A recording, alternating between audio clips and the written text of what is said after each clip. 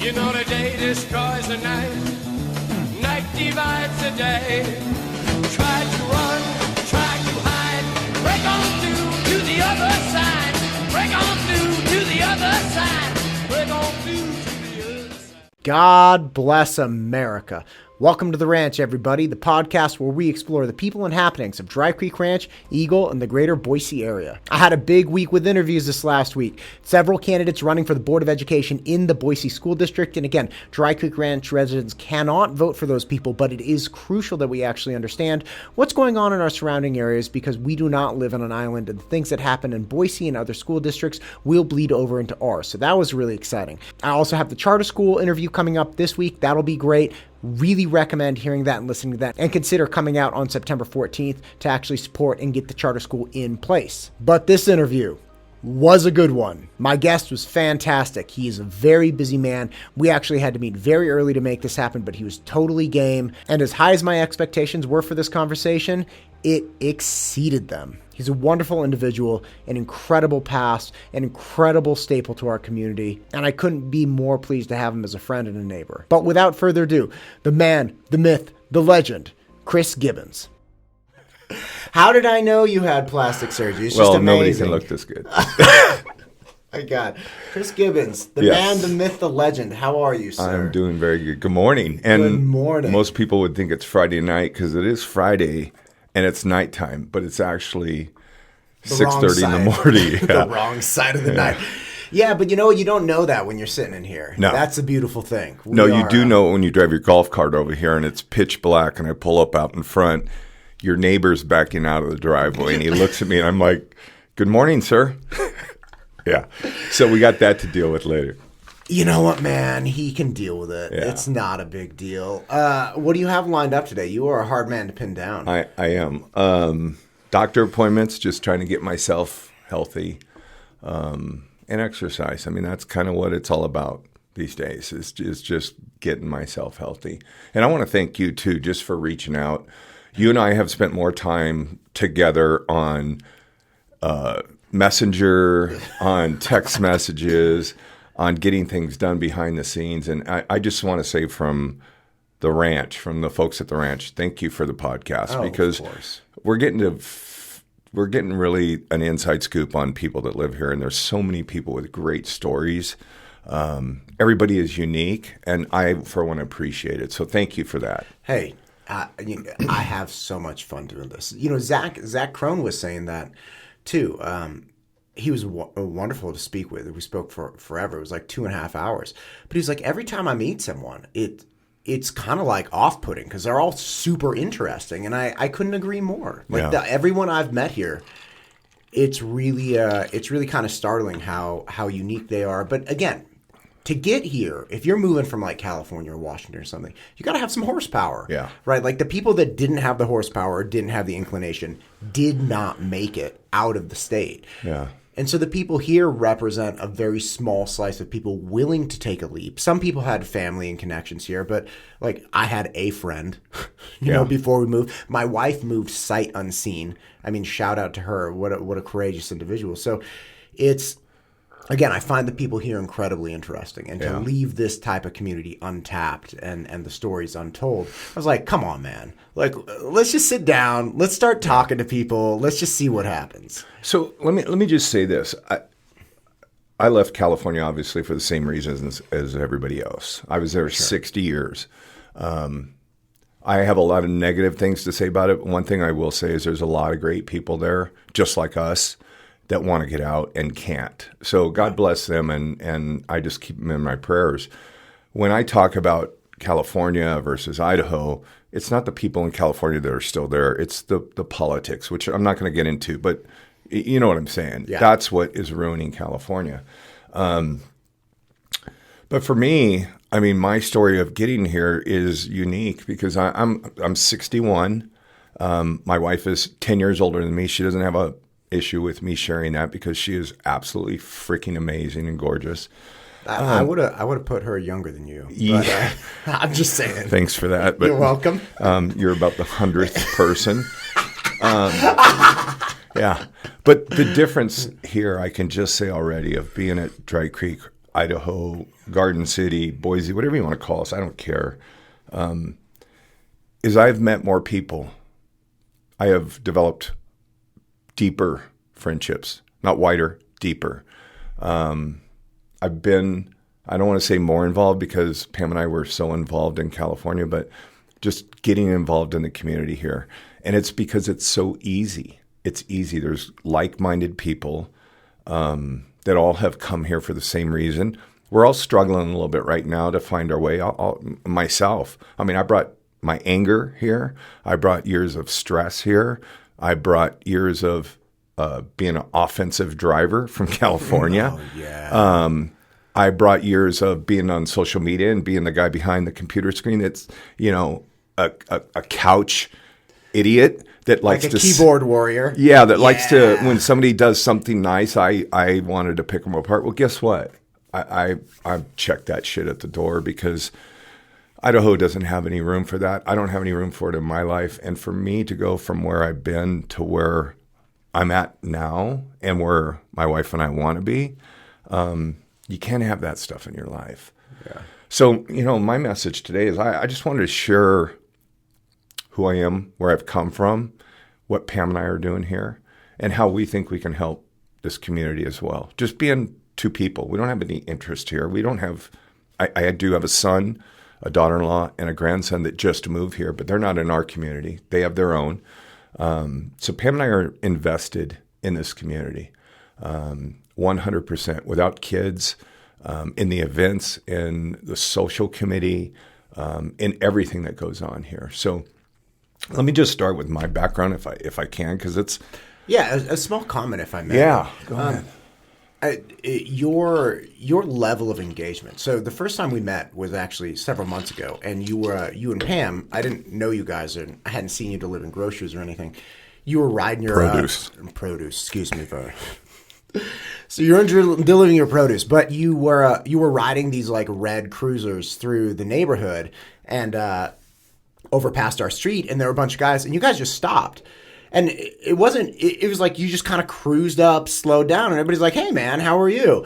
I didn't even get your name, right? I was just like, oh, really nice old dude, and his younger wife. And he was yeah, thanks. Yeah, you're welcome. And started talking and super friendly and, going back and forth. Somebody asked where you moved. You're like, oh, I moved from California, and like half the people on my street moved from California. But there was an intentionality of meeting us. Right? Like you weren't interested in keeping your eyes straight and riding, your pedal assist bicycle past us. It was like you slowed down. It wasn't an abrupt weirdness, but it was like, hey guys, I'm going to come over here. And that kind of thing, that kind of intentionality with, hey, I want to know people. I want people to know me. I want this to be a real community. It's such a shock coming from like what you're saying, this very extreme kind of environment. For instance, back in California, and again, not to be negative, there was actually an intentionality the opposite way.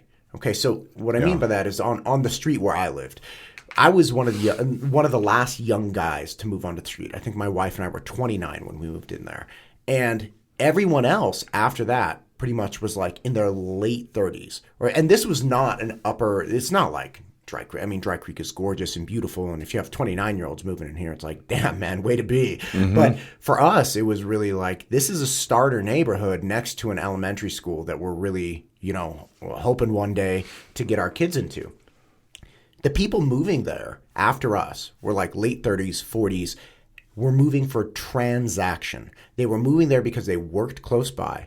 They were moving there because they wanted the investment. They're moving there because they wanted the top-ranked public high schools. And after that, they wanted nothing to do with you. You could there was a French couple that moved in. Nothing against French people. But there was this French couple that moved in, and they would go on walks, and we would wave to them. Because like, we had a little swing in our front yard, and we also had a little fire pit in our front yard. And we'd wave to them. They would not wave back. Nobody. And it's not like we were...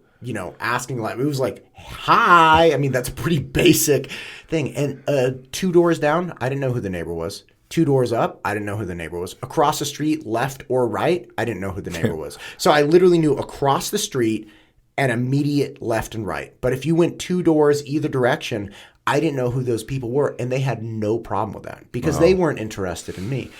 So moving up here and seeing you pull up with your lovely wife and just... Younger wife, lovely younger wife, just start having a conversation. For me, it was like, oh, this really is, like, the people here really are different. Yeah. And even if we all came from different places, I think we all moved here for very similar reasons. Yeah. It was so cool to see that. That's a great point, man. I think that's something we need to take away from this podcast and never forget that we're all here for the same reason, coming from different places.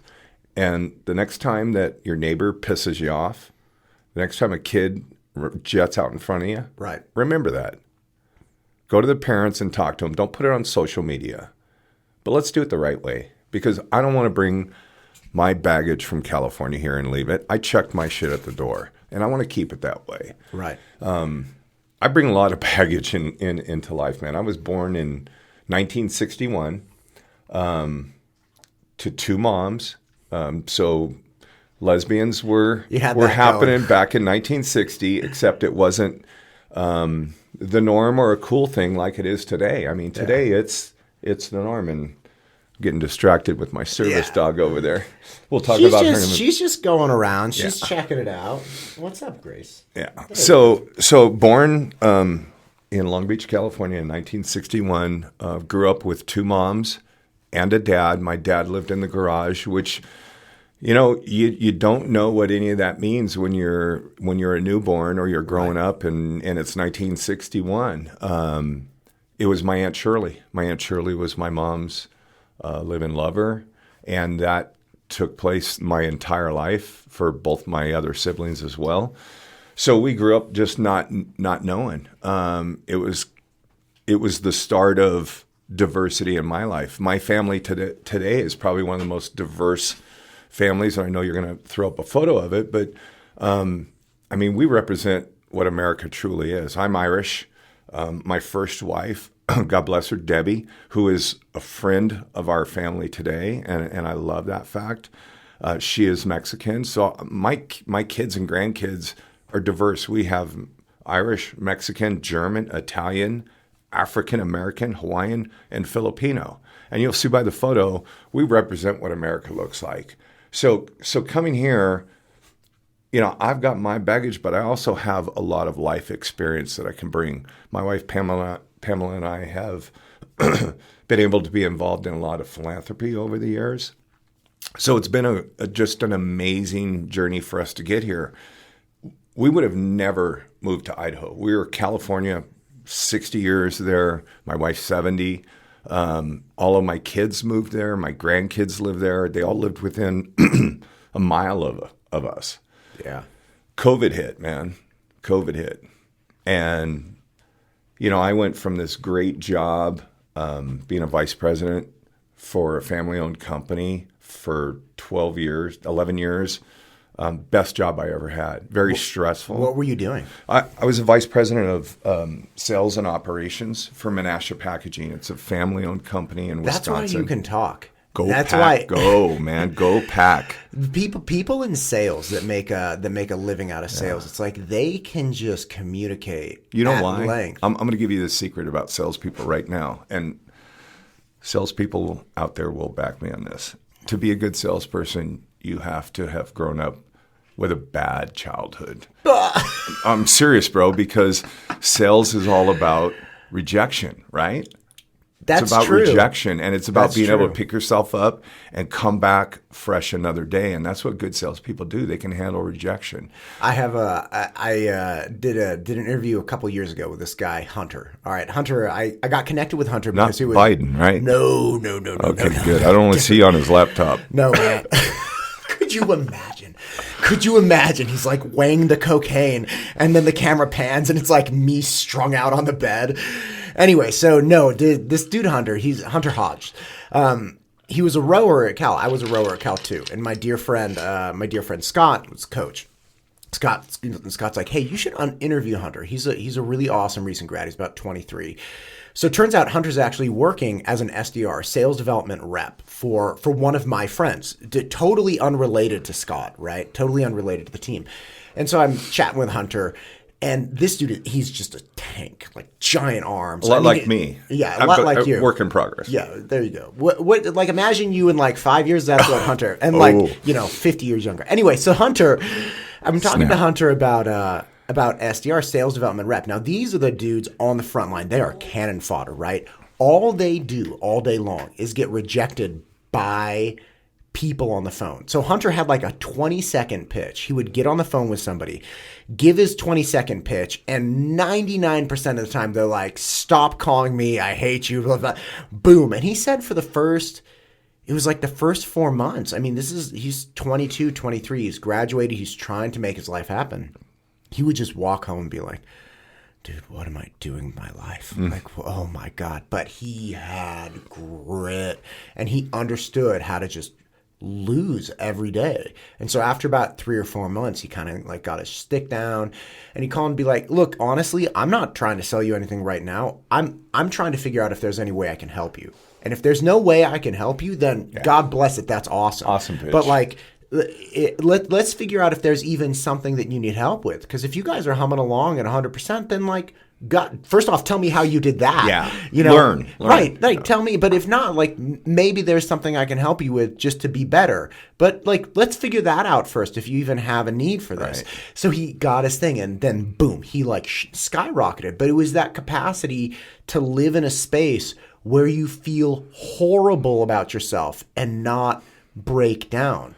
But you know what I hear in this story is somebody that's genuine. And if you go into anything in life with genuineness in your heart and you can convey that to that person, you can get anything done. I mean, I came to the table with very little talent and no education at all.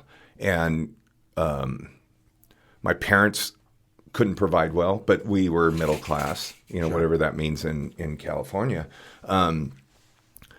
But in today's society, you've got to be genuine. People can just read right through you. So, right. What Pam and I have always tried to do, and we've been blessed, is to reach out. I brought to the table in this marriage some pretty tragic childhood trauma, which has carried with me through my whole life, really started affecting me later in life with anxiety and panic attacks. And that's why I have my beautiful second female that I love, which is Gracie. And she's always with me. So, but anyways, we all bring this stuff to the table that we got to work through. And how do we get through that? How do we become better humans? How do we interact with people? How do we become genuine? And that's one of the things that when we moved to Idaho, this was a huge deal. Pam would have never left California. We were there. I mean, born and raised. All of our kids were there. You're all in. You're all in. We it's are part all of in, who bro. you are. I mean, like when I was living in Danville, I grew up literally 4 miles away. And when my parents got divorced, not a great divorce at all. So you talk very positively about how your ex-wife is like still friends. That was not the situation. Yeah. So parents split up. My mom moves. I'm like 4th grade. My mom moves to Danville, and she's living in this little apartment behind a grocery store. And we would come see her every other weekend. So when you talk about, being part of it, like my life goal was like, I was growing up in Concord, which is not a great spot. I ended up getting into Cal and graduating, which was another feat. And then my wife and I worked our asses off and eventually made it to Danville. But Danville for us was like the holy grail of achievement, because Danville's it's an upper end area. Like I said, even the starter homes are difficult to get into. It has great schools. It's in this little valley, very similar to Dry Creek, right? Like when you look north and you look south and you see the foothills, you're like, yes, this is exactly like being nestled there. It was part of it was deep in me to be there. Yeah. And then I had my tutoring company. I had started in the Danville area. So everything about me was that spot. Like, I have never done anything besides tutor students from the Danville area from the week I graduated from Cal. And so for me, when you talk about, like, we were never going to leave, you were going to pry me out, like my cold, dead body with a crowbar out of that house. You know, there's nothing you could have done to get me out. Wow. Yeah. How many other people are out there right now that have history, his story or her story? I see what you did there. Yeah. I mean, I stole that from somebody. So, but seriously, there are so many unique stories of how we got here, and they're all lifetimes. Yeah. It's a lifetime accumulation of experiences. and life changing. Yeah. And for me, just 8-9 months ago, let's go back to 2020. Pam and I, COVID hit in 19, right? 2019. No. 20. So right at the end of 2019. At the beginning of 2019, March. Yeah. No. 2020. 2020 was when the lockdown was. 2020, March 13th, okay? But 2019, little known fact, student of mine is going to Notre Dame. He happens to be roommates, like dorm mates, with this dude from Wuhan. Okay, this is a true story. Wasn't Anthony Fauci, right? No, okay. Not Anthony. So this guy's going to Notre Dame. Love the dude, love the family. And he's roommates with this dude from Wuhan. And it was something like, it was right before Thanksgiving break. He was talking to his roommate, and the guy from Wuhan's like, "Oh yeah, my parents moved to Canada like a month ago." And my buddy's like, "Dude, aren't you from China? Why'd they move to Canada?" He's like, "Oh no, the government told us to leave." So his parents were pretty well to do. I mean, to land in Notre Dame coming from Wuhan, you have to have some money, right? And he was like, "Why?" And he was like, "Oh, there's this really bad disease that's going through Wuhan, so they told him to get out." So his parents, no joke, before 2020, the Chinese government, this is directly from the kid, right? Told his family, like, "You guys need to get out of the country right now and come back soon." They're like, "Okay." And they just buy a place. Yeah. I don't know exactly where in Canada they went, but they went and bought a place in Canada and just parked it and then just watched everything unravel. Like, unbelievable. So when you talk about 2019, it's like, oh yeah, it was 2019, but we didn't get into the suck until 2020. Yeah. Anyways, well, that suck turned out to be pretty good for us.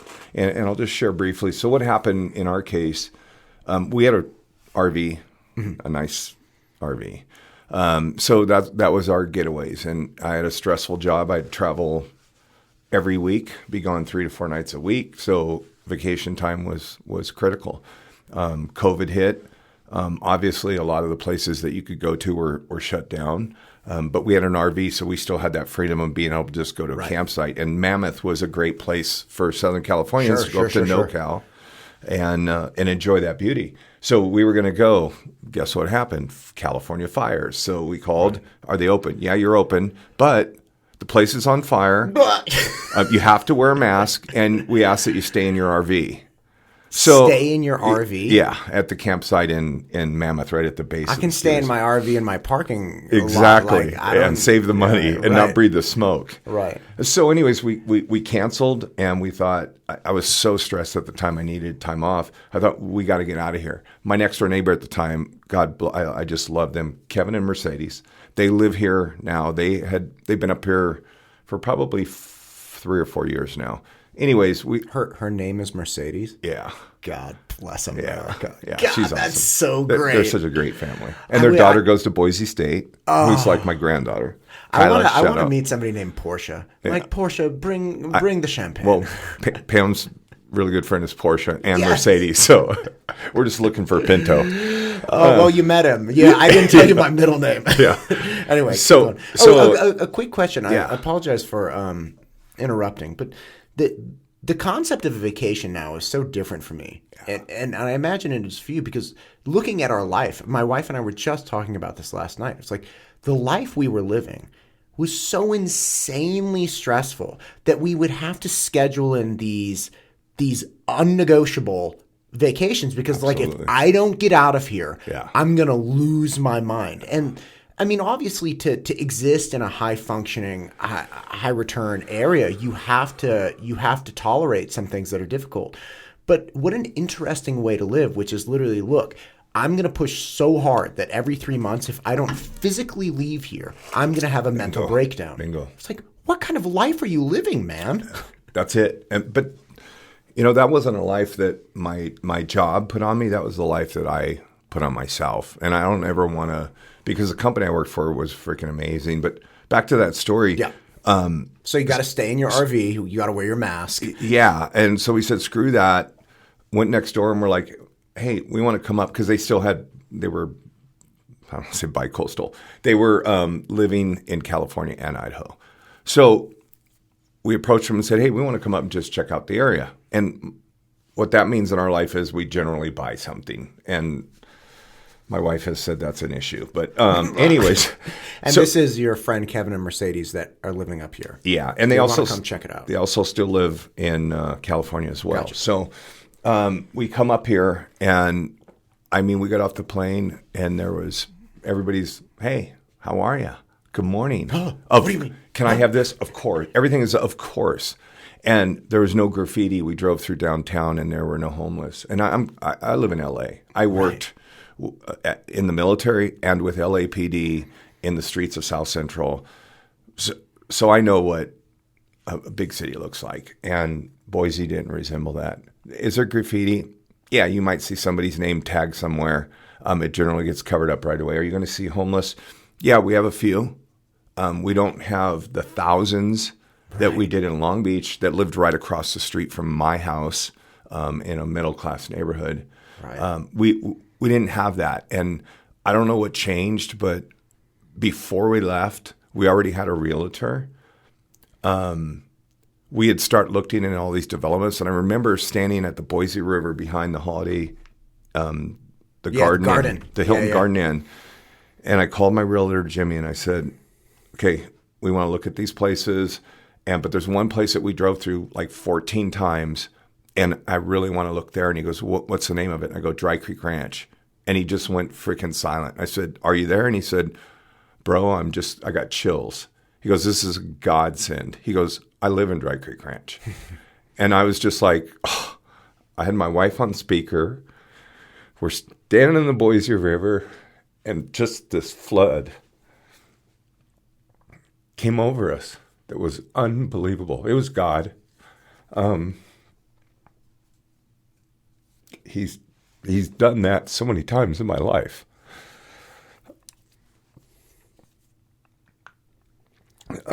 This was one of those times where we weren't going to not listen. Yeah, when I right before Thanksgiving, we realized, we're like, hey, look, we got to get the hell out of here. And it was terrible. My wife's family is all there. They were not going to want us to go, and we knew that. My SAT company, which is the only thing I'd ever done, was imploding because all of the lockdowns caused kids to not be able to take tests. Because kids couldn't take tests, all of the colleges throughout the country said the SAT is either optional or they won't even look at it. And you think about that, you're like, how is this possible? This is like American Pie. Like the SAT is an icon. Dumbing down people. So we realized, we're like, this is it, right? My buddy Mike and Christina Mitchell live up here. They moved up in 2020 because their kids were losing it with virtual classrooms. And man, we land on the tarmac, and I was by myself. I had never been here. I had no idea what I was doing, but I came up here. I was like, I'm not leaving without a house because this is it. Yeah. And man, I see the warthogs. On the runway, and I was like, holy shit! What is that? And I actually started crying on the plane. I don't know why. It was just like, oh my God, like you can be a person here. Like that's a fighter plane. Like, and there was an aspect of just not feeling bad about yourself, that you can be pro-military, that you can be pro-law enforcement, that you can be patriotic without, dumbing it down. And so, or being a racist for being those things. Oh my God. So I get here. It's a Monday and Tuesday, and we already had we had like 5 houses that I was supposed to go and see, and I drive all around Eagle. I drive all around. I'm up at 6 a.m. It's still dark. I get this coffee, and I'm on a mission. I got this rental car, and I'm driving all around. I have no idea where I'm going, and taking all these pictures and these videos. I'm uploading the stuff to Dropbox constantly. Boom, boom, boom, boom, boom, boom, and then man, we come out to Dry Creek. Because, obviously it's easy to see Legacy and Homestead and all of these places throughout Eagle. Yeah, that's right. Yeah. Well, Avamore, you have to go out there. But all of the neighborhoods down in Eagle proper are very close by. So I'm just kind of going neighborhood to neighborhood, seeing the different spots. And I'm like, I don't think my wife would like this. Or I'm like, this house isn't bad, but the neighborhood is really tight. And then a bunch of water features. I'm like, she's not going to like all the lakes and stuff. Their kids running. We got little kids. But we drive out here and turn on. I remember seeing the post and rail fences as we try and turn on to Brookside. I'm like, this is a little different. We start driving through the neighborhood, and we see the Dowlings, and we start seeing other people, and then realize the Ruizes are here. The Ruizes actually had kids in our son's class. Wow. The whole thing. And saw a couple houses, and we actually broke into the house that I put an offer on.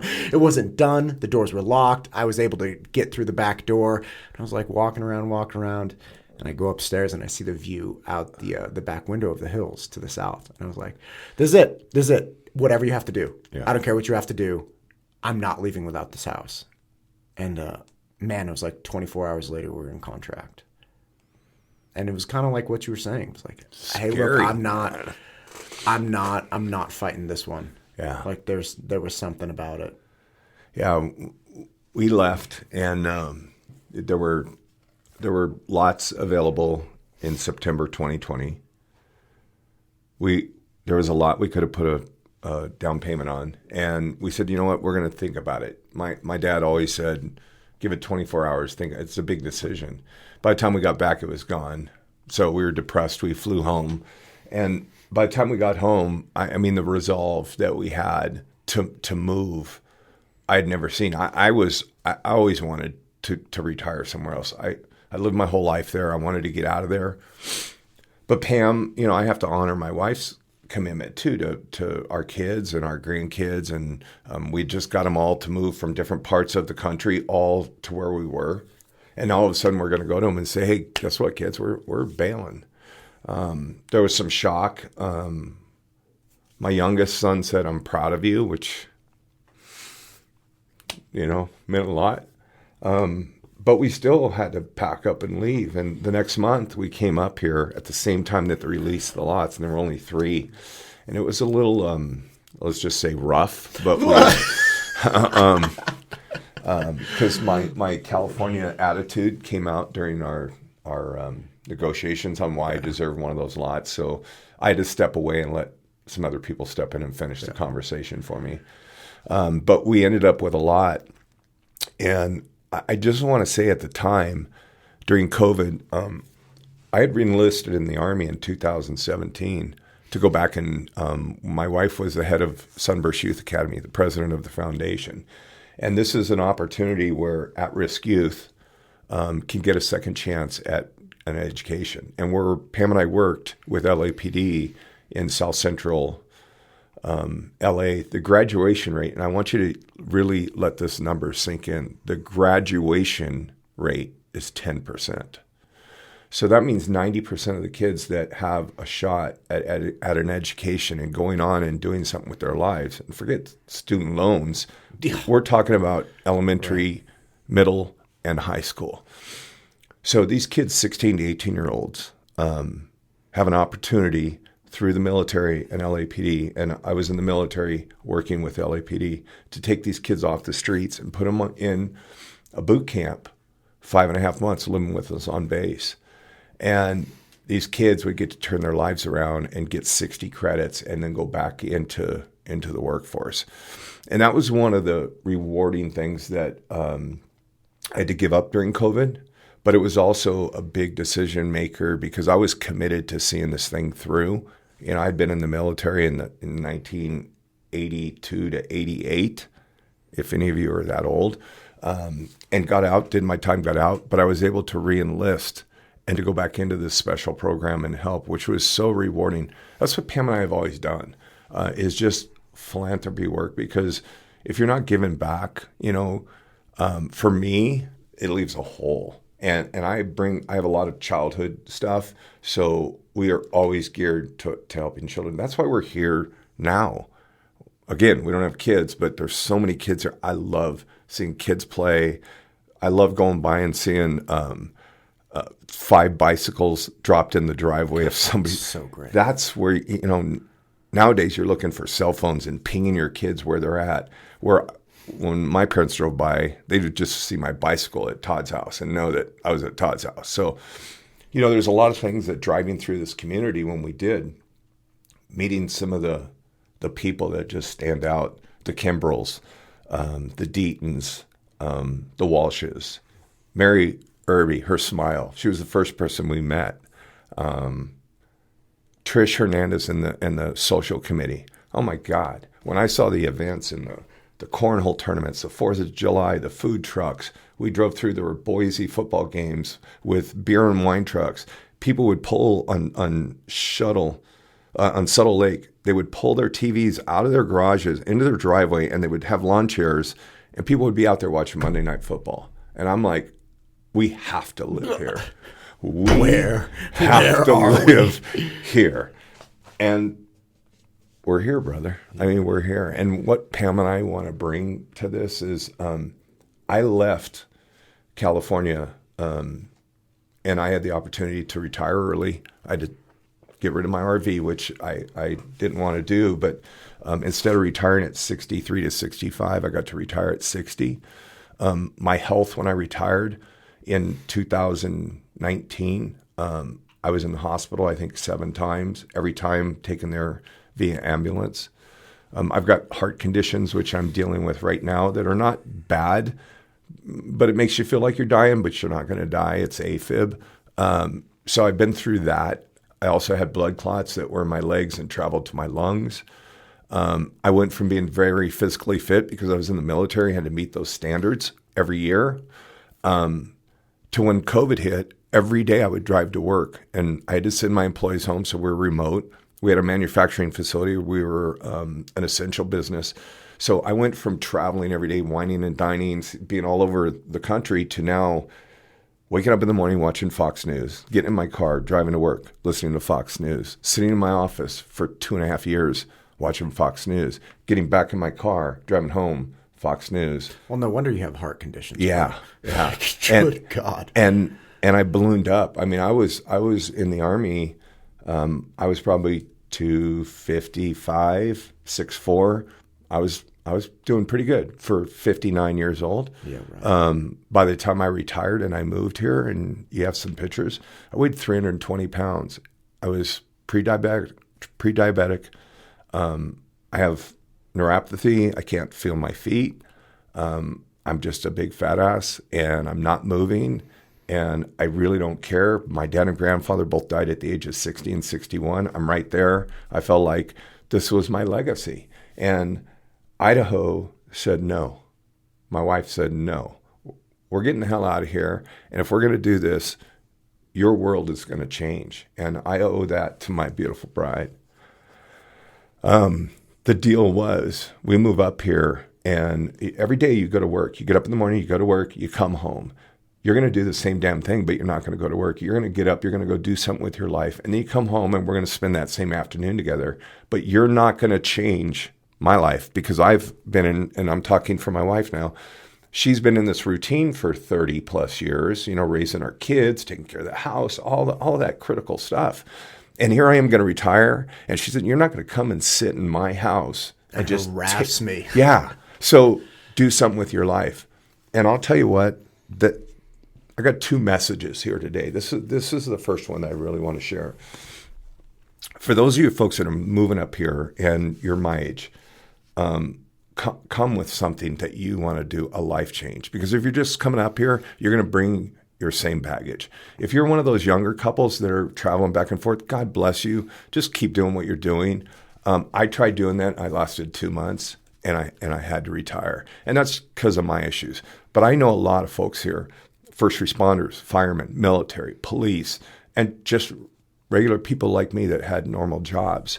We're all traveling back there to provide for our families and come here. And God bless you for doing that. I couldn't do that. And when I came here, my goal was I've dieted my whole life because both my parents were obese. I've struggled with addictions, everything. So I knew what I was in for.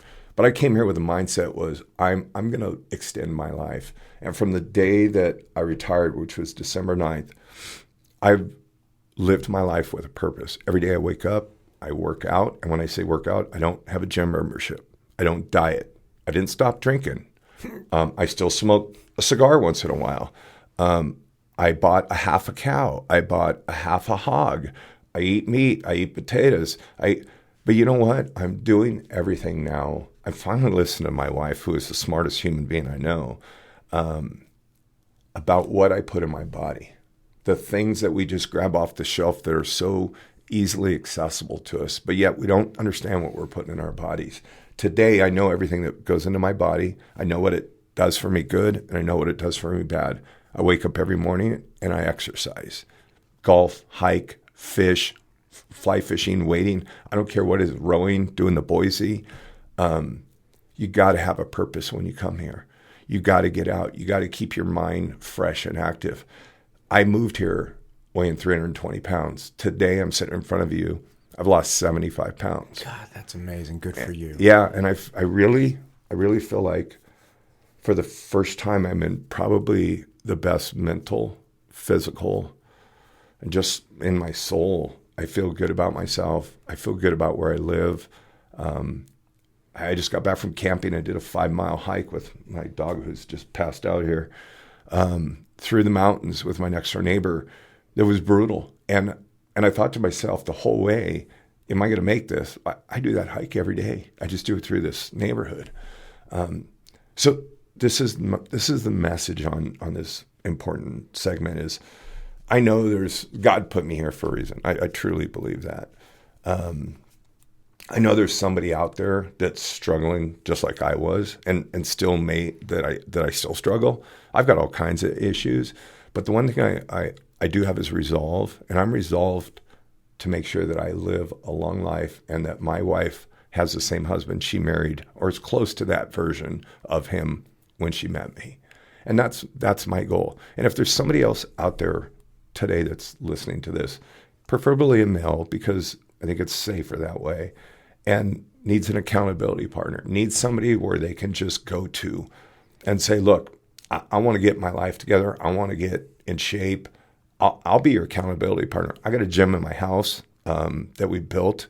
I also want to throw out that through this and all the weight loss, once you lose that kind of weight, there's a lot of baggage you've been carrying that has to get toned up. I met probably one of the most unique individuals in this neighborhood, and it's Britt and Brittany. Britt God Blanco bless those women. and Brittany God Thorpe. bless those. I had the pleasure of meeting them just the other day, and I was like, "You two, you're something else." Well, I'm gonna. So they're married. Their daughter is Sloan, who's 2. I love these folks, and they're having twins, a boy and a girl. Britt Blanco is a stud. She's, I don't know, all of maybe 5 feet tall, and her and I together working out is quite the sight. But her RV garage is circuit training. I know you're going to throw up her name and number, and she said that I could do this, but she is amazing. She has taken me and put me on a program that I work out with her. I work out at home. My wife and I work out together. My wife works out with her separately. Is she a fitness trainer? Yeah. Because when I met her, I was like, you are made out of steel. Yeah. I don't know. Yeah. And here she tells me she's pregnant with twins. Yeah. And her stomach, I was like, you could just have turtle shell abs. You know, like the CrossFit chicks with like giant. I was like, I thought you were just jacked. Like she's so fit. I'm like, God, man. Well, you can tell by that picture that you're putting up that Yeah, she's 19, so she's halfway through right now. Unbelievable. Yeah, 19 weeks. And I'll just say this. Hadn't seen her over the weekend I don't even know what day it is. I hadn't seen her in a few days because I was camping. Met with her yesterday. We worked out, and that turtle shell popped. Yeah. So but she's going to continue. She doesn't have to lift weights. She does her own training, but she holds me accountable. She encourages me. She's taken my wife under our wings. Her and her wife, Brittany, are just these amazing folks. I would highly suggest getting them on there. I was going to ask, but especially when I meet somebody for the first time, it's a little like, hey, nice to meet you. You want to come into my creeper box? Yeah. And like, no, they are, you know what? They're great people. They're great. Yeah. And maybe it's because, I don't know, maybe they're my people. And by the way, full disclosure, my daughter's gay too, which is awesome and brings an amazing individual, Jennifer, into our relationship that brought me 4 great-grandchildren. So, yeah, I'm just blessed to be here, and I really, really, really, it's weighing on me that there's somebody out there that's struggling. Well, I think there are a lot of people that are struggling. I mean, just pre-COVID, right? I trained jiu-jitsu. This is my thing. Right. We were doing pro fights. We had this incredible stable of training partners, and these are all professional adults, right? I mean, so one fight I did in, I think it was 2018, right? I get this call, and in 2018 I'm like 36 or something. So, I'm not old. I'm not like you, but yeah. But I'm not like a 20-year-old. And I get this call. I'm at my son's preschool for like this open house, and we're just the kids are playing and just kind of sitting on the fence. And I get this call, text message, and they're like, hey, there's the pro fight, the pro circuits here this weekend, and one of the co-main event lost his competitor. Do you want the spot? And I was like, oh my God. Do you want to go get your butt kicked? Or Yeah. And mind you, in front of 30,000 people. Oh God. And this guy is 25. All he does is train. He's got his own gym, his own fighter crew. And I was like, yeah, fuck it, sign me up. So I go on. I'm literally, I have 4 days notice. I'm 10 years older than this guy. I'm an amateur by all accounts compared to him. And man, I was like crying behind stage. And I was like, obviously have my hoodie on, but I'm so freaked out because I realized like I'm about to go up there and this damn gorilla of a human being is going to try to kill me. And the only thing I have to defend myself is myself. Like, this is so you sink or swim, right? Wow. And the point is I did jiu-jitsu and I won overwhelmingly. And I did jiu-jitsu a lot, and I didn't realize over COVID hit, I couldn't do it. I lost my mind. I was like literally like red alert. I'm not going to be able to function in the world. I didn't realize how many boxes jiu-jitsu checked for me. It was friends, it was fitness, it was life goals, it was mastery, it was all of these different things. But moving up here, I was like, oh, I'm going to jiu-jitsu again. I'm going to get back into it. I'm going to find a stable of people. But moving up here, all of a sudden my life changed so much that over the last 4 months, I haven't trained at all because I didn't recognize the pressure that was building up every day before I moved here was so much that I had to have this extreme pressure relief valve. Yeah. But moving here, I'm like, I don't have the pressure. And it's not like I'm not high functioning. I just don't have the anxiety about everyday life that leads me to need this, to beat the living hell out of myself. A dear friend of mine who's a little bit older, he was going to UCLA back in the day during affirmative action. He was actually the officiant at my wedding, this guy Kevin. And he was telling me once about when Reagan got elected. And like, the country really appreciated him. And I was like, he was telling me this when I was a teenager. Yeah. I was like, I don't really get that. He's like, well, the country was ready to feel good about itself again. And I never understood that until I moved here. Because just like you were saying, the anxiety with feeling like, am I racist? It was like, I'm not. I have 2 adopted African-American brothers. Like, I'm not racist. Like, my stepdad growing up is black as night. Like, I'm not racist. But the pressure to defend yourself, like, even here, I'm like listing off family members that, like, Yeah, didn't I do that too? Yeah, I mean, just it's amazing how we what fall do. into that defensive stance where it's like, no, I'm Mexican. Like, I'm not racist against Mexican. I am Mexican. You know, and that kind of thing where I have a dear friend from college. She married this guy, and they're very liberal, and I had this discussion with him a couple of years ago about why they live in Berkeley, and it was like, why is it a problem to fly an American flag? And he's like, well, it's really what the flag stands for. I'm like, well, what does it stand for? It's like, well, you know, there are good things about America, but America's also responsible for these really bad things. And I'm like, okay, yeah, maybe, but just that constant defense, which, like, you can't even fly an American flag without somebody reminding you. It's like, well, it's not all good. Yeah. It's like, okay, but, like, can we just focus on the good? It's all good. It's all good. Can we just try? It's our history. Like, tell me someone who has done better. Yeah. Right? Like, you want to say England is better? You want to say Canada's better? Like, Mexico's better? Like, who's better? And, like, I'm not even saying there aren't people that have attempted to be better, but don't tell me the Scandinavian countries weren't founded on these, like, insane Viking hordes that would just rape, pillage, and steal. Yeah. Like, they're not, and they had slaves. They just happened to be white slaves, and they would kill you and then take your wife as a slave. Like, I'm not anything against blonde hair, blue eye people. Like, Scandinavians are fine and everything, but, like, the world history is very dark, you know, and there's no one that's as diverse as we are now that's doing better than we are. Like the United States. We evolved. We have evolved. The funny thing about I saw this little thing last night. Just remembered it. A buddy of mine who I think he works for CHP.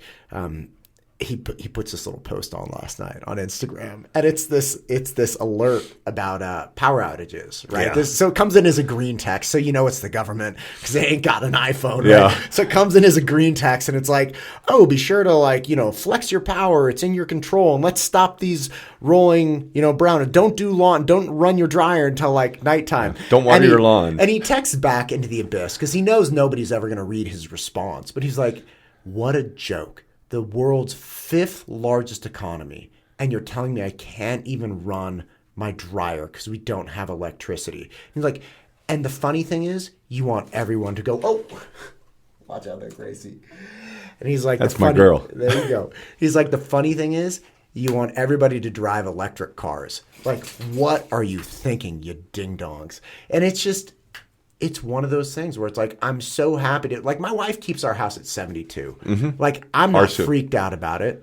You know, like, I'm done feeling bad about being a person. Yeah. Watering your lawn. Watering my lawn, washing my car, running my air conditioner. Yeah. And it's like, I never knew that could be life. But here we are. You know, like, I don't wake up with any guilt about living my life. I don't wake up worried that I'm going to have to defend my water usage, that I'm going to have to defend my recycling habits, that I'm going to have to defend my consumer choices, that I'm going to have to defend my skin color. And I'm even Mexican. But it doesn't matter because you want to know why? Why am I darker than you? Well, I'll tell you why. Because I play in the sun all day. Listen to me. First off, you're tattooed. Second, I'm white passing. That's what I was told. I'm like, I'm second generation. My dad grew up broke as shit. Like, crawled up. Had to go to Vietnam, fly helicopters, almost died.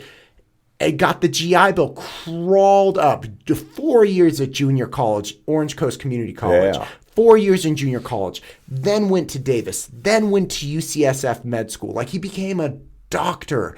Like, I should be, and my dad and my family should be celebrated as like the great California success cases. And instead, because I lived in Danville until about 10 months ago, I was what was wrong with California.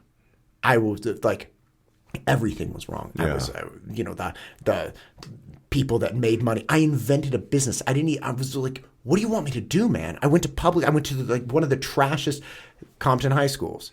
Compton High School's outranked my high school in Concord for graduation rating and college readiness. Wow. And I crawl from there to Berkeley, get wrecked at Berkeley for like 2 years, and then I get my shit together. I graduate, I just invent a business. And I keep pushing, and it's like, why am I the problem now? You wake up and it's like, well, you're like this white guy who's this upper class white guy. But it's like you were handed everything. I was handed everything. That's my favorite. Yeah. That's my favorite. It's like I know there are people that grew up with less. I understand that. Like, I did have a roof over my house. Single parent, no support. Like, I paid for my college application essays, college applications with my paper route money, because I had to get a paper route in like 8th grade so that I could populate my refrigerator with food. And it's like, I understand that I was fortunate, but I'm just sick of feeling bad about myself. Yeah. It is, but you know what? We can shed all that. Now we're here, bro. God bless you, sir. God fucking bless I'm telling you. We can let it go. Yeah, the stress thing is huge. I don't have a lot of that in my life anymore. What I do have, it's self-inflicted. I mean, just that stupid stuff. But, my grounding here is seeing all the young families that are struggling. I don't want to say struggling, but because they're not struggling. Maybe they are. We're all human beings. We're all struggling. Yeah, but what I really draw from is the young families that are here trying to make a life. And I see the fathers getting up on Monday and they drive to the airport and they fly back to their jobs and they're gone. And I did it for a little bit, for a couple of months. And I don't want to say I'm any hero because I couldn't last doing it. But God bless those people, man. They're just trying to make a good life. And I traveled every week, too, to support my family. I just left from Long Beach and went across the country and back. But they're doing the same thing. So I know how tough it is. And the people that are retired, I want to say this, too, and I think I mentioned it earlier, but we're all here. It's a fresh start for all of us, man. And let's lift each other up. Right. Let's take care of each other. Pam and I behind the scenes already, and because of our philanthropy work, we got to do a lot of cool stuff, and we want to continue doing that here, but at a much lesser. That was a full-time job, right? And but just behind the scenes, we love helping people, and we already know who those people are, and there's people that have stepped up and helped us, and I love this community, man, and again, I know there's somebody out there that I'm going to get to help, like Britt has helped me. And not only Britt, man, I've got some neighbors, both sides and across the street. Solid. Good people. Solid, good people. Man. Like one of my neighbors knows me better than most of my good friends because we camp together. So when you're spending that kind of time together, when you're digging a hole, when you wake up at 1 a.m. and you're having a panic attack and you didn't bring your service dog, and the only person that's there is 25 feet away in their tent, and he comes to your rescue. Yeah. This is home. Yeah. Man, the thing I would love to see, and I've been thinking about this for a couple days because I have this wonderful buddy. His name's Rob, and he's building over on Rainey. He's renting in the neighborhood right now, and because he wanted to get his family here, he's got these 2 little boys, and he's doing the commute thing. And I kept thinking, it's like, God, there's got to be something we can do to help him find a job here. For the people in this community, in Dry Creek, there have got to be people that are looking for good employees, that are looking for good, managers, that are looking for good anything, or know people. So if we could start developing, if there's any way at all that people could start developing, like, hey, listen, if you can identify people with these skill sets, or we're looking for this type of thing, and start making it this circular thing within Dry Creek, where Dry Creek business owners or businesses are supporting Dry Creek residents, just giving even a bridge, right? Even a bridge with employment, so that people aren't having to do the commute thing back and forth. Because it's like, I don't want Rob flying back to California He's in law enforcement, putting himself in harm's way. His wife doesn't want him flying back. His kids don't want him flying back. And I know I have a dear friend on my street. He was considering flying back and working for the utility company, PG&E. It's like, we don't want that happening. I don't think anybody. We need to start, if we can, taking care of our own in that way, which is, hey, if we can start supporting people who have courageously made the move like we did, and we know how hard it was, and we know how financially, emotionally, spiritually taxing it was, if there's a way that we could ease that financial anxiety. Because, look, if California does one thing, it works you to death, but it pays you money, right? Yeah. Like, that's one thing that I think we can all agree on. Yes, absolutely. But by the way, you're going to die. You're going to die doing it. It's not a good thing. So moving here, it's like, God, this is better. But, we need to find a way. We need to find a way to keep supporting our neighbors in that way. Well, and I think especially the ones that keep going back, the anxiety that I get just flying there, and all my kids and grandkids are there, so I have to do it. It's bad. This last trip, I went into AFib on the plane. It was brutal. And thank God that we have somebody here, which I won't name at the time, but he'll be on your podcast. Yeah, it's coming on soon. Who basically said, if you can get back to Idaho, my team will surround you. And I'm telling you, the guy's amazing. So him and his partner, I will be in on the 16th for my ablation. And thank you.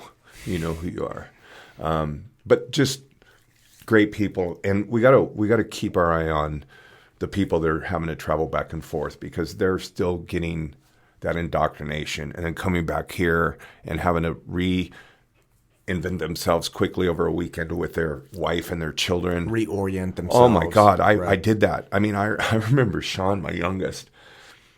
I was gone 186 days a year, and I would be in the room in bed with my wife at night, and Sean would come in. And he wouldn't even know me. And he was like 3 or 4 at the time, because I was gone all the time. And it was just, that point where I thought, Jesus, is this all worth it? And today I look back, my kids are, we went through our stuff. I have 4 from 47 to 31. I am old. But they're all amazing human beings that have brought amazing human beings into this world. We've got twins in our grandchildren. We've got football players, and just, a good gamut of really good people. And, that starts with us as the parents and the grandparents. But I look at my kids and the examples that they're setting for their children blow me away. And thank God, because you always want your kids to be better than you. And they're better parents than I was. But I didn't have a great role model for being a parent. But I think in just this whole move for me, I figured out I don't want to die, man. I don't want to die. My wife is everything. She has put up with me for 35 years. We've been through some not good times, but we've been through great times, and we're in our best times now. And I know that that's not guaranteed. I've seen families pulled apart here that were 20 plus years younger. So I'm not oblivious to the fact that can happen any day, but both of us are committed. For her to be 70, she's going to be turning 71, and for her to reach out to Britt, because I didn't ask her to do that. I'm not going to say, hey, you really need to get in shape, when I was this fat ass for 3 years sitting down doing nothing. My attitude is I'm going to be the best version for you and for me for the rest of your life. And then for me to come home from a camping trip and see her had reached out and started working out with Britt on her own. And I came in yesterday and Britt was in our gym working out with Pam. And I'm like, wow. That's a wife that's committed after 35 years to still be in the shape that she's in and to be mentally fit and still be supportive of me. When I'm having my issues in the middle of the night, that's the kind of thing that we all hope and dream for. Right. but you get what you put into it too. When I wasn't watering that garden, there wasn't stuff growing there. But the minute you water it and you take care of yourself, it's amazing what happens. So when we get back just full circle, that person that's out there, and you're thinking to yourself, I'm just sitting here dying. I'm sitting in front of the TV. I don't even watch TV anymore. You offered me coffee. I don't drink coffee. And those aren't things that you have to give up. Those are just things that as I progress through this journey that I don't need in my life, taking up space. That's all. Yes. You know? Yes. It's the you needed them when you were living a certain type of life, right? And something you keep saying about these being the best years. Did you ever see that film? It was like 20 years ago. Murder, She Wrote. Yeah. It's like Bruce Willis, Goldie Hawn, you know, like old school ridiculous comedy, right? And Goldie Hawn, and I can't remember the other actress's name in it, but they're like trying to live forever, and they're trying to get Bruce Willis, who's this plastic surgeon, to keep patching them together because they're actually like walking dead, and their arms are falling off, and Bruce Willis is like spray painting them and stuff. So Bruce Willis at the end of that movie, they're trying to get him to take this like potion to live forever, and he was like, no, and they freak out. He was like, well, like, what if I get bored? Or like, what am I going to do? Hang around with you and like all these different things. And at the end of the movie, he has like died, and somebody's given his eulogy. You Googleizer as the line is from Zoolander. Anyway, but the point of that movie was really interesting because I didn't appreciate it till I got older. I thought it was funny, but as I got older, I realized that the moment where Bruce Willis is like, yeah, I'm not going to live forever, is not only him saying it, but it's kind of his acknowledgement and his intention with making his life matter. He's like, I'm not going to live forever, and I don't necessarily even want to live forever. And the time that I have here is going to mean something. And at the end of that film, it's like this eulogy, and the guy's like, he epitomizes life. Life starts at 50. You know, that was the line. Yeah. And again, seeing that as like a teenager of like, that's ridiculous. And he had gotten remarried. He had like had more kids. They had him like skiing on these ski slopes, doing all of these things. And I've heard whispers from people that I personally know about like, dude, these are my best years. Like my dad kind of mentioned that to me recently. He's like, this is the best time I've had. My dad's going on 70. And I'm just now starting to realize, like, dude, you were grinding through your 20s and your 30s. I just turned 40 this year. How can you live your best life when you're grinding? And how can you live your best life when you're 25? Like, how can you live your best life when you're 30? Like, if 30 was the best and now it's just getting fatter and slower and slowly dying, it's like, how about not? Yeah. How about I do whatever I have to do so that's not my reality? How about that? And again, without moving here, I would have never seen it. Yeah. Thank God for Idaho. I mean, thank God. Thank God for Idaho. And thank God for all of our neighbors, man. I love this place. I do. And you know what? I'm just going to throw this out there. If you see my wife or I driving through this track doing more than 20 miles an hour, freaking say something. Because I put a moratorium on our cars, 15 to 18, whether it's my red truck or my red golf cart or Pam's car, 15 to 18. And I'm not asking anybody to do anything. Do what you want to do. The freaking trucks drive through here at 20, 30 miles an hour, which is nuts. But, man, I just love this place. I'm going to do my best to check my California shit at the curb. I may pop off once in a while, and I'll admit when I'm wrong. And if somebody has an issue here, because we're going to talk about a kind of controversial subject here in just a second, but if somebody has an issue, just come talk to me, man. I'm easy. I know.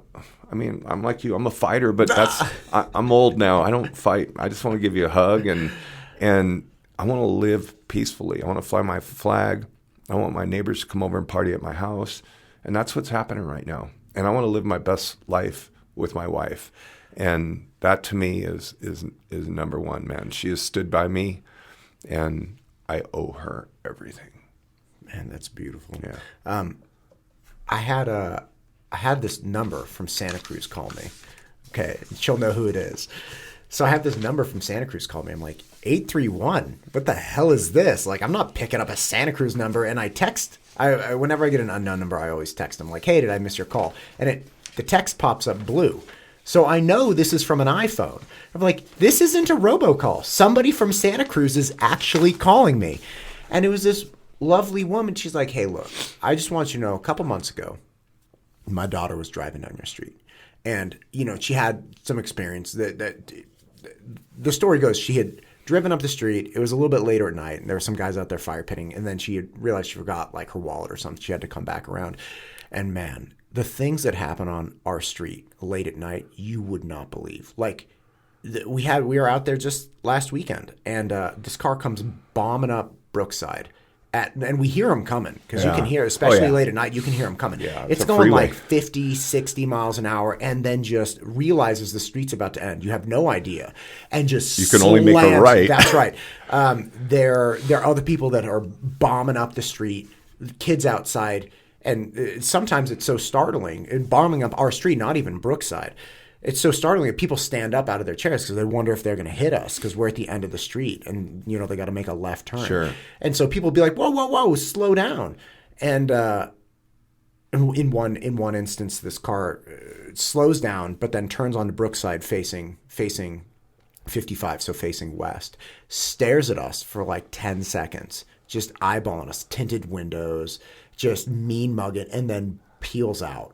Just to stick it to us. We're like, dude, what are you doing? Anyway, so this woman's daughter drove past and then forgot the wallet, drove back, and people started like, what's going on? Like, because we get some sketchy folks driving up and down. In fact, the sheriff came and pulled some people over just the other day. Kind of sketchy stuff. People driving slow. You're driving too slow or you're driving too fast. People are wondering what's going on. Anyway, so somebody asked her what was going on, and I actually wasn't there for this. This is what the woman was telling me. Anyway, so she was like, look, I just want you to know, my daughter's younger, right? She's like 20. And it really freaked her out that some guys came up and like asked her like, hey, what's going on? Because it's late at night and we don't know what's going on. And again, I wasn't even there for this. But I had a half an hour conversation with this woman. She was so lovely. She was so honest. I understood where she was coming from. Like, look, if I had a 20-year-old daughter and she was driving through her neighborhood and some dudes at a fire pit were like, hey, what are you doing? What's going on? I would be upset about it. And my daughter justifiably would be upset. But we had this beautiful conversation where we talked. And again, I wasn't even there. And I was like, listen, I wasn't there. I'm going to talk to my friends. Absolutely. And it's not like they assaulted her or something, but it's like, I understand where you're coming from. If I had a daughter, I would be upset. My daughter would be upset. Your daughter should be able to drive through the neighborhood. Absolutely. And, just the guys on the street that night, for whatever, had their cackles up. And, innocent thing, but just taking the wrong way. Yeah. But it's her talking, and then it was beautiful. I met her a week ago. She and her husband were walking by. They struck up a conversation with a neighbor who was out in his front yard having a drink. I was running by. It was 9:30 at night. I was like, I got to get out for a run. I meet them. Lovely people. But it was that human interaction. It was like, we're people. Yeah. Like, I don't know your daughter. I'm sorry she had a bad experience. Come for a fire pit. Come hang out with us. And again, I wasn't there, but I'm sorry you had that experience. Yeah. But thank you for calling me. Absolutely. That's all it takes. Thank you for calling. That's all it takes. Well, what's this controversial subject? Well, you got me wondering, like, what's going to happen here? I always let my catfish mouth overload my guppy ass. And controversial maybe isn't it, but this portion of it is important. And I'm going to ask if everybody can please share this. And we're going to share this podcast for a reason, because this is about the Dry Creek Ranch Special Events Committee. And I want to say something really fast. Dry Creek Ranch is a beautiful community. There's no denying that. But Dry Creek Ranch doesn't live by, oh my God, Grace. That's my girl. She's right here. Dry Creek Ranch doesn't exist on an island, right? And so I am going to be interviewing, obviously, throughout time, because I'm in it to win it with this thing. So it's like over the years, I guarantee you, and it will be years, I'm going to interview a lot of different people from a lot of the surrounding areas as well. Not just Dry Creek Ranch. Right. For instance, I interviewed some people running for the Board of Education, Boise School District. We can't vote for them, mind you. Okay. Right. But it is very important for us Absolutely. to understand what's going on in neighboring school districts. Because it's going to come in. That's right. Yeah. We do not exist on an island. We're not in a silo. Right. So and somebody emailed me, great guy, by the way, who's like, hey, can we vote for these people? I'm like, no, we can't. We absolutely cannot. Right? Boise School District is not our jam. Right. But, and if you're interested, because obviously nobody has to listen to this, but you need to recognize that there are going to be forces on us and West Ada School District and Eagle in general that we need to be informed about. So I like variety. I like talking to a lot of different people. I love talking to you. I'm gonna love talking to Britt. I like the people in this community are the people I want to focus on the most. But that doesn't mean I'm only going to talk to Dry Creek Ranch people, because we need to know what's going on in the absolutely. world. You and I are setting up some pretty cool guests coming up. Yes, absolutely. But again, I wanted people to recognize that, and again, nobody's obligated to listen to any of this, but I am trying to bring a variety of people and some people that represent forces and aspects of our surrounding communities that will absolutely fall on our doorstep. And we should be aware of that stuff. Right. Yeah. Anyway, so you're saying the All social right. committee. So I think you did a podcast with Trish Hernandez, who's just amazing. One of the reasons why we moved here was her and Tina and Trish and the committee and all the great things that all these people do. Well, I don't want to bring up rehash what happened at the HOA meeting, but basically our special events committee was terminated. They had a 1-year deal with the HOA, so they did sign it, blah, blah, blah. But there was no reason to come in and fire our committee when they were doing a great job in the middle of our season coming up on harvest, Halloween, Christmas. Right. We, as of right now, have no committee. We've reached out. Tina has on Facebook several times and asked if anybody was going to step up and join the HOA special events or HOA committee for special events. Nobody has responded. Right now, all of your kids, grandkids, whatever, have no events coming up. I posted on Facebook after that why are we even doing it? Why do we need the HOA? And I get it, we're paying dues, and those dues, $5,000 of it is set aside for the committee. No one wants to work with the HOA. I'm not here to pick a fight with the HOA. In fact, I'm not even going to. I hope I don't have anything harsh to say about them. I don't appreciate what happened. So Look, they're strings attached, right. as you can imagine, right? The HOA is run by a business, and that business has specific interests and specific, even if it's specific requests. But it's like those requests, those interests, those ties, those strings bleed into the well-intentioned people that on both sides, but specifically the well-intentioned people that are trying to make things for Dry Creek Ranch, like Trish, right? I think we can give a charitable interpretation, even though, a lot of times I'm inclined not to. Right. I think we can give a charitable interpretation, which is, look, things just got complex. Yeah. Things got complex. Things got difficult. There are a lot of different inputs from a lot of different sides. Right. And the question becomes, look, what are we going to do? Is it really in our best interest to keep jumping through these hoops for the $5,000? Yeah. So here's what's going to happen. I'm sorry, but I'm the type that is just going to get involved and help make this happen. So we've approached, and some people have already commented on Facebook in public that they're willing to back us as well. The committee is back in place. Our original committee is back in place, and it's not going to go through the HOA. The dream team is back. The dream team is back. We have an artery that's bleeding, and this is a tourniquet. This is not the end all. I think the HOA should be back involved with the money. It's our money, but allow us to run our events. I'm going to stay out of that. My focus here today, and I appreciate you letting me come on for this segment, is to announce that the committee's back, our events for the rest of the year are on, and we don't have any money, and we're going to figure it out. And I'm a guy that will figure it out. But before I do that, we've been down this road before, and I'm not going to go out and solicit sponsors until we give everybody that lives in this community an opportunity to participate. And when I say that, it's an opportunity. You don't have to give. And if you don't give, I want you and your family to show up to every event we have. And when we say we, I'm not part of the committee. My job is to secure some funds and to have those funds set aside to finish the budget for this year. And then we have a budget for next year. My hope is that somebody with some legal and more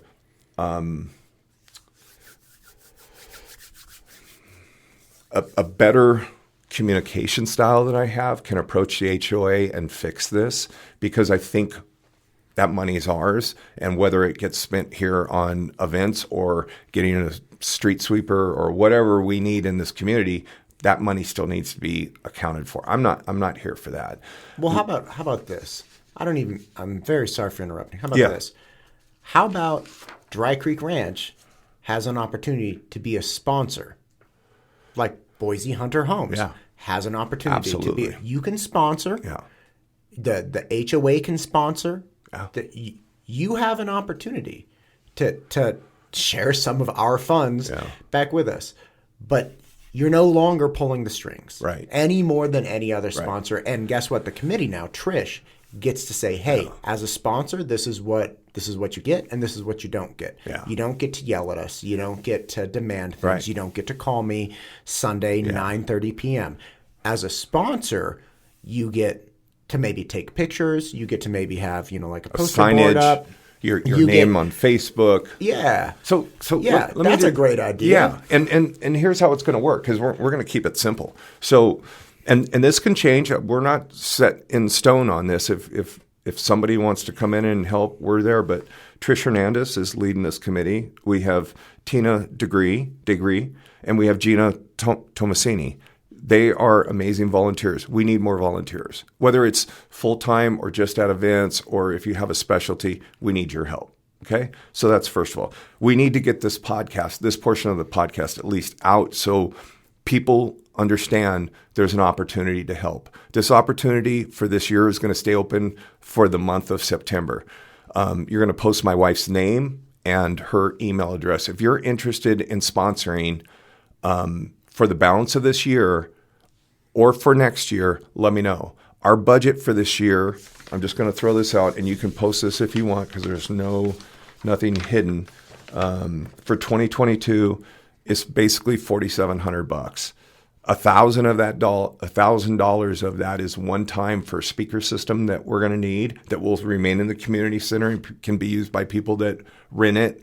I mean, this is going to be for the community. And for big sandwich boards for our harvest fair. Next year, for the entire year, is basically $5,000. So my wife and I are going to step up and donate. And if other people want to do it, please reach out to my wife and let her know. And if businesses want to help sponsor, man, we love you. Come in and sponsor.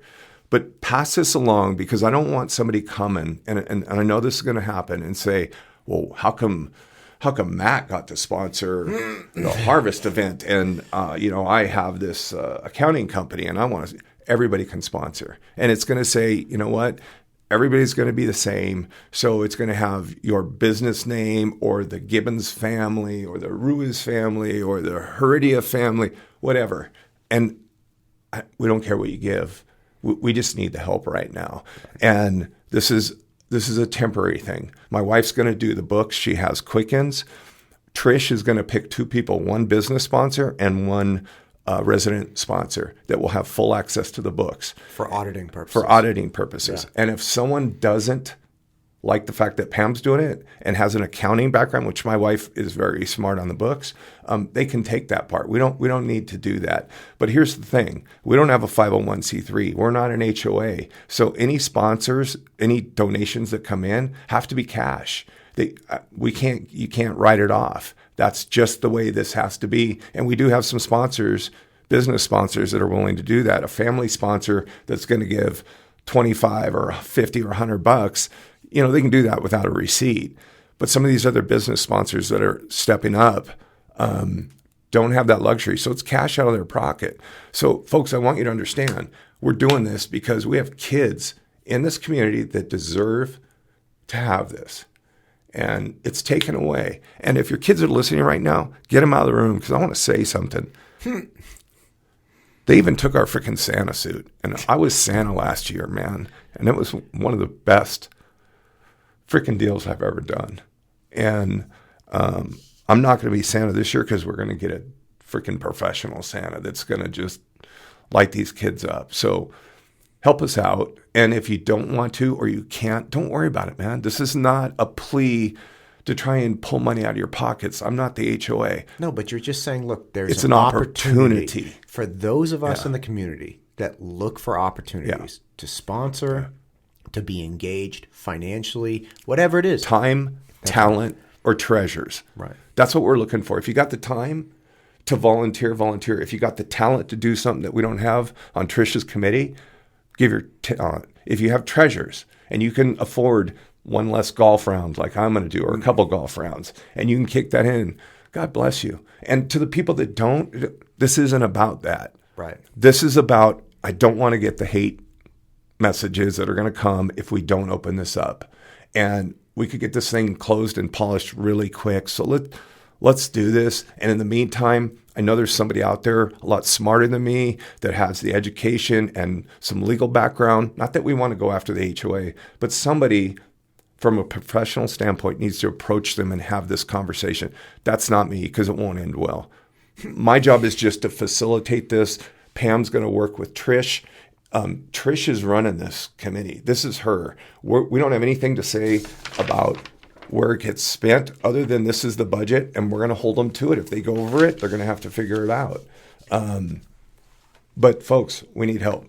And I ask that you just get this podcast out, not only for us too, but for Matt, man. This guy's doing a freaking great job. You are. And I appreciate I got to say this. I don't know if everybody knows this, but when we're done talking here for 2 hours, his job goes on for many hours after that, editing and things like that. And, you know, when we talk about sponsors, Matt and I have had this conversation. I just want to say, is this appropriate? I don't know what you're about to say, but it's appropriate. All right. Say whatever you want to say, sir. So Matt and I are sitting around as we're trying to figure out, because I'm the guy that knows a guy that knows a guy, so I can get good speakers. But how do we get Matt some help on the editing side? And I think Matt is working on a few sponsorship opportunities where this is getting out to 300, 400, 500 views, not only here, but reaching out to other communities. There could be some sponsorship opportunities for companies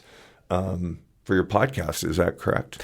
Yeah. So thank you, first off. And you are right. Like what we have this conversation, right? The time before, the time after, but the actual podcast takes about like a day to get put together because again, the time before where I'm actually working with you, and then you go into 5 different microphones, 3 different camera angles. You have to compile everything. Just uploading it takes like an hour. Sure. All of these things. And again, God bless it. Like it's the best. But I do want to work with some people. I have a very specific idea for sponsorships because I'm not looking to make a living through this. I'm not like I have C Squared Social as one of my sponsors, but they are literally just my social media company that's going to help me get it out, and I'm not taking $1 of their money for myself. All of the money that they sponsor me with goes directly back to them, which is, hey, let's help promote this because, again, there's a benefit to having a community podcast that I don't think people recognize fully, right? For instance, Trish Hernandez. Okay, Trish has that experience at the HOA. All right, and the HOA meeting in itself happens, right? So those were 2 different episodes. In the absence of the HOA recap that was about 22 minutes, that took me forever to do because I attended the meeting, which was 2+ hours. Then I had to go back through the entire video that I took, which was 2+ hours. Then I had to distill down what was important and then do enough takes and enough video, all that I'm doing by myself, to come up with a 22-minute compilation video. You're like, that in itself is really important for the community. And it's not something that happens really quickly. But again, the benefit of having that, I was just speaking with this guy I met last night, Keller, great guy, does residential and commercial window tinting. So if it got too much light coming in, hit up Keller. Anyway, speaking with him last night, he was like, dude, having a 20-minute recap on this 2-hour meeting that I couldn't go to. Priceless. Right. And then Trish, poor Trish, right? You hear in the conversation that we had, she was really affected by this. I think she was done wrong. And in the absence of having a community-based platform where you can come and communicate like this, you can't get that story out. We don't know what actually happened from the HOA meeting. We have whisperings, we have rumors, we have her getting upset at the HOA meeting. You don't really know why. Yeah. Well, when you listen to her explanation that takes a couple hours, you're like, oh, shit. That's really... So again, the benefit of having something like this is profound, and it can't be something that hits a wide audience. This can't... To do that, I can't be addressing all of the things in Idaho. I can't be addressing all of the things throughout the country, which say Fox News, right? Fox News can't talk about Dry Creek Ranch at length frequently, but that's what we need. Right. That's the nature of this. So for me, this is a volunteer position, and I volunteer the time here. I volunteer the studio time. I volunteer all the expense of it, and all that I'm asking for with partnerships. And again, I wasn't planning on talking about this today, but what I'm looking for partnerships is, look, you're not paying Matt. You're not paying for the studio time. You're not paying for the equipment. You're not paying for any of this. You're helping me get this out, because the more robust and more committed listenership we have with this, the stronger our voice becomes. Oh, absolutely. Which is huge. One other thing too, if for those of you listening, if you have a child, younger kid they're obviously in tune with electronics and all this stuff that you have to go through. Maybe there's a kid out there that is doing editing and can intern with you as well too. That'd be great. There's plenty of opportunities, but I think also too is there's so many stories out there, and I've met a ton of people. I love meeting people. If you're out there and hearing this and you have a story, or you know somebody that has a story similar to the folks that Matt's had on, talk to him about, or just reach out to Matt, let Matt talk to him. He'll get him in here. But we need more of this, man. This is how we're gonna take these walls down from all of us that are still kind of gun shy. We're gonna stop calling the cops on our neighbors. Instead, we're gonna walk next door and knock and say, "Hey, tell your kid to keep his golf cart off my lawn." All right. Just simple shit like that. But just to recap here, again, we need your help. We want your help. We want to give you the opportunity to help the committee. This is short term. And we're just looking for your help. And we're also just wanting to fit in here and be a good neighbor. And with that, Matt, I just say thank you for giving me this opportunity and for putting up with Gracie, knocking over your cameras. But you're good, baby. I have a hard time going anywhere without this girl. Yeah. And between her and my beautiful wife, I'm a lucky man. Well, listen, thank you for coming in. I know this was not easy for you. I knew it last night when you were sending me your 10-page outline, and you sent me all this stuff. But and for anybody listening, none of it worked here. And this is what I tell people. It's like, listen, you don't know what we're going to talk about. I don't know what we're going to talk about, but I guarantee, just give it a chance. Yeah. And good things will happen. And God bless him, man. God bless you. I appreciate you so much. I think the community appreciates you so much. And I love what you stand for. Let's be better. Let's be a better community. Let's be the best community we can be. And I'm working on me. I'm not going to work on anybody else, just me, brother. Thank you. Bless you. Love you, sir. man. Love you too. Quick shout out to our sponsor, C Squared Social. C Squared Social is the leading expert in social media marketing and creative marketing. They have fantastic platforms. I have been a client of theirs for some time. I cannot recommend them highly enough. C Squared Social for all of your social media and creative marketing needs.